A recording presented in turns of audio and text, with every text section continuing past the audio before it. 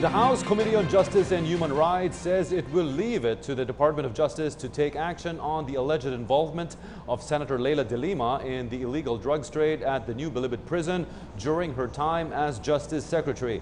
Panel Chair Ray Umali said they will instead focus on crafting a law that will address the drug problem at the National Penitentiary. Jervis Manahan with this report.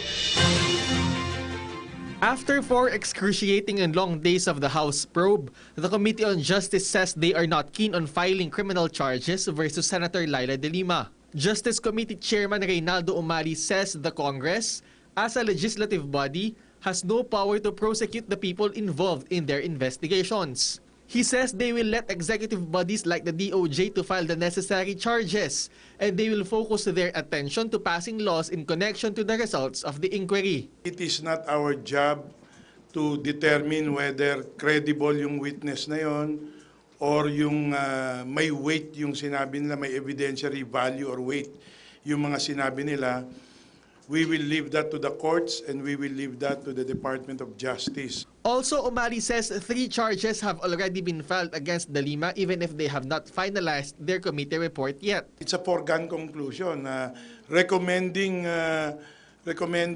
prosecution is already a stale issue. These charges have been filed by private groups and individuals. However, he admits that the former Justice Secretary turned Senator is inextricably linked to the drug trade if the testimonies are to be believed. Yung link ni de Lima ay lahat yun ay sinabi ng lahat ng mga witnesses. Diba? Yung nag-deliver, etc. etc. Wala namang nag-rebut nun, walang nag-controvert nun. So perhaps it will not be difficult to answer that because we will base it on what has been testified on, what has been said. The committee has conducted an executive session to discuss its contents this morning. Umali hopes that this will be approved as soon as possible so that they can present it in the plenary before the House goes on recess next week. However, this early, some congressmen such as Kabayan Party List Representative Harry Roque has opposed the report. I believe that the committee was able to receive valuable testimony that would indicate the presence at the very least of probable cause for criminal prosecution against Leila de Lima. No?